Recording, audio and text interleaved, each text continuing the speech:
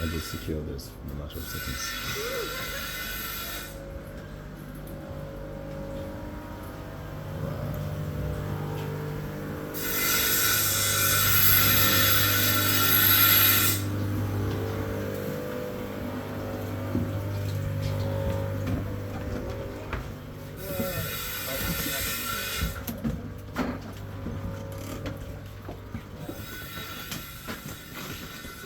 Nice to meet you all. My name is Maya. Maya Tulingi is my name, and I whakapapa back to here. So back to here in Hokitika.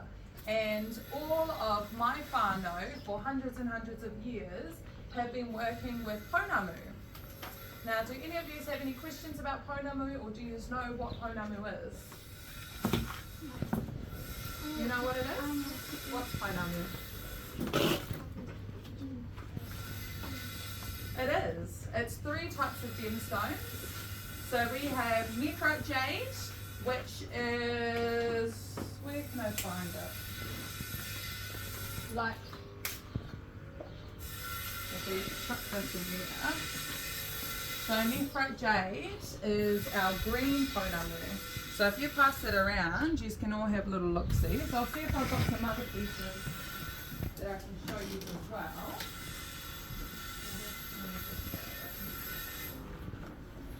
I want to get my other 2 pieces so I can see them. Oh, I must have some So all these pieces here, these are all Pounamu too. So we'll bring them out. Oh. And if you just want to have little look-sees at those, and then pass them too, you can see what all the different types of Pounamu look like. There we go. You're doing your one. Wow. Pass some of these ones around here for you. Oh, this one is really small. Oh my god. So these are what raw Pounamu looks like. Can you find it at the beach? Yes. Yeah. The reason why Pounamu is so important to us here is because this is where it originates from. This is where it's made. Do you know what the alpine fault is? Yeah. Yeah? So it's these plates that run all the way through our mountains in the back here. And so in the alpine faults, that is where our Pounamu is made. And because it's right there, it comes from the mountains, comes down the rivers, and all the way up to sea. So that's why you can find it on the beach as well. Did you? That's good. Did you go looking on the beach for it? Yeah. Yeah. Did you enjoy looking for it? That looks like a boat. Oh, cool. That's usually the way it works. So Pounamu has its own modi, it has its own energy, and so it chooses where it wants to go, just like we do. We all have our own energy and we have our own modi, and we have the choice to choose anywhere that we want to go. Unless we're restricted by our parents. Yeah. But you still have choices that you can make at a young age too that are going to help you where you want to go. Yeah. Sometimes they're just a little bit smaller, and that's okay.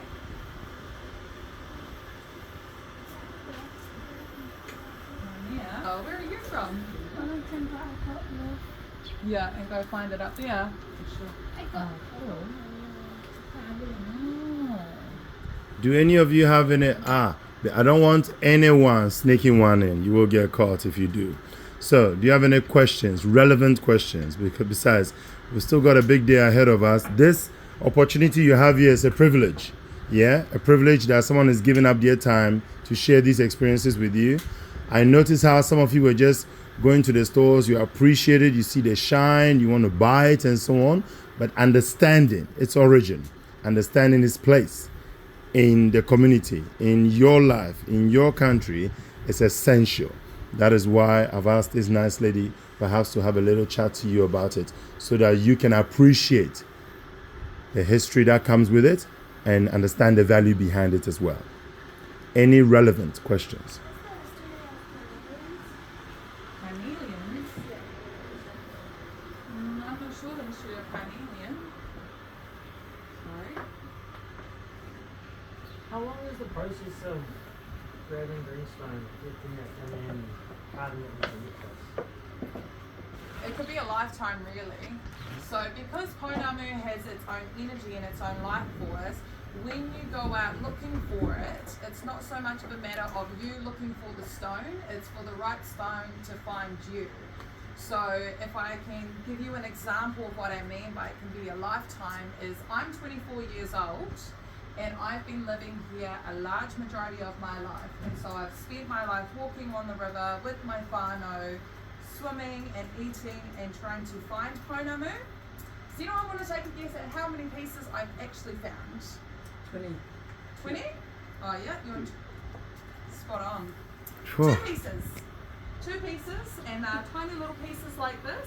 What happened to both those pieces is they ended straight back in the water within hours of me collecting that. And so some people have a nice big pull to be with Pounamu and finding Pounamu, That's really cool. and other people not so much.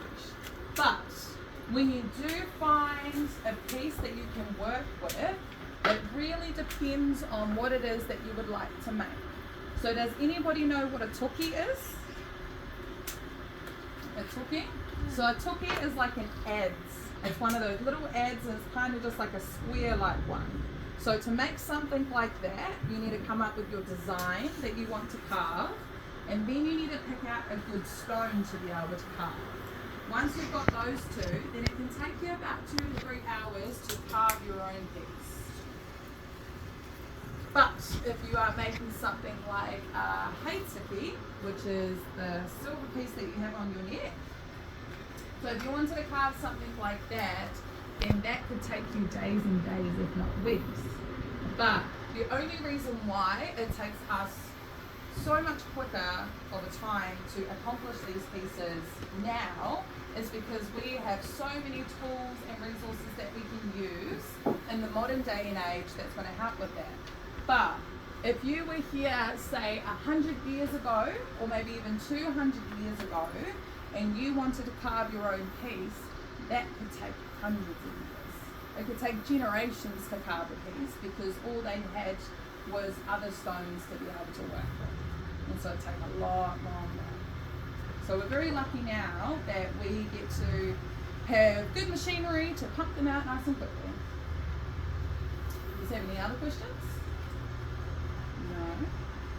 Well, what I will do for you, if you don't have any other questions, is how hard and tough he is. Now, when Pounamu was swimming around, what ended up happening was he came across Waitaiki, and he thought she was the most beautiful girl that he ever laid his eyes on. So what he decided to do was kidnap her, and he snatched her and he took her. And what them two ended up doing is they went running around and, going to all these different places up in the North Island because he didn't want to let her go. And Waitaiki, because she was taken from her husband and from her homeland, she was so upset. And she had a husband who loves her so much and chased after her. So her husband, can't remember his name, but he chased after her. He's seen all of their different campsites and he knew he was getting closer and closer and closer to his wife, Waitaiki. Now, Pounamu also knew that he was becoming closer and closer. So what he did is he brought her down along the west coast here, which we call Te Tai o Pounamu, which are the tides of Pounamu. He brought her down here and you could feel that the water in Aruhira was nice and warm. But he didn't want to stop there because he knew that Waitaiki's husband was close and he was going to be able to take her back. So we took her all the way down to Milford Sounds, down into Piotahi, and it was way too cold for her there, and she just cried and cried and cried. She was so upset. And so Waitaiki, Pounamu, because he was so in love with her, he goes, oh, I don't want her to be this upset, I don't want her to be this sad. He remembered Aruhira and how warm the water was in Aruhira. So he quickly slipped past the husband and brought her all the way back up here. And then what he did is he took her up Aruhira all the way up to the mountains.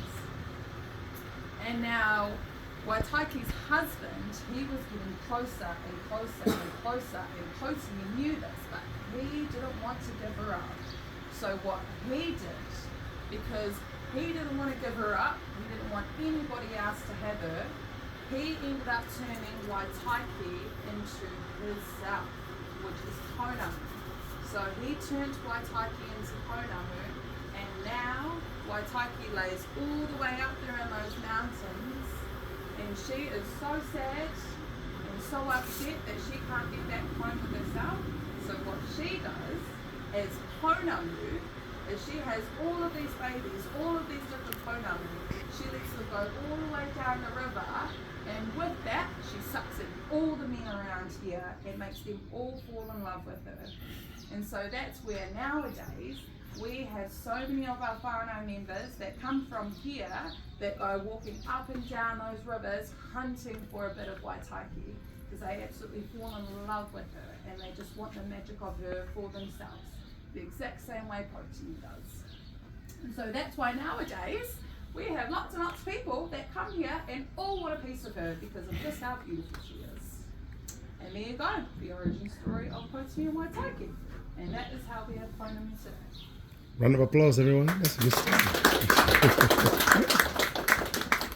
Now, thank you all for coming on in and checking us out. Thank you for having us. That's okay. I hope you enjoyed it. Yes, we did. Any last minute questions before you shoot off again? Yes. Where's Pounamu? So, Pounamu, this whole area here is called Te Tai o Pounamu because it's the tides of Pounamu. So Pounamu is still in love with Waitaiki, and what he does is he's her protector. And so he swims up and down the ocean, and the ocean is all of his tides, and he stays around here to keep an eye on her. Yes. What ended up happening with the husband? The husband, so what the husband did is he ended up coming down and he went all the way up to the source, or right up to the top there, and he actually had a little sidekick with him too. He came to this big beautiful piece of Pounamu and he could feel energetically that that was his wife that had been turned over. And so to give her a little taste of her home and to find some comfort, he named 2 maunga after where they're from. So one of our maunga is called Tuhua. Tuhua is all the way up the back there. And Tuhua is our maunga. So you know how wherever Māori come from, they have a river that they connect back to, they have a maunga that they connect back to. So we have Tuhua, and that is one maunga, and then there is another one that's named after his sidekick. So she's well protected now. Yeah. Yes. Is it? Maunga? Oh, I've actually got whakapapa to the Whanganui River, one of them. My mum just recently found that out. So yeah, here you go. Cool. Thank you. Thank you so much. Thank you.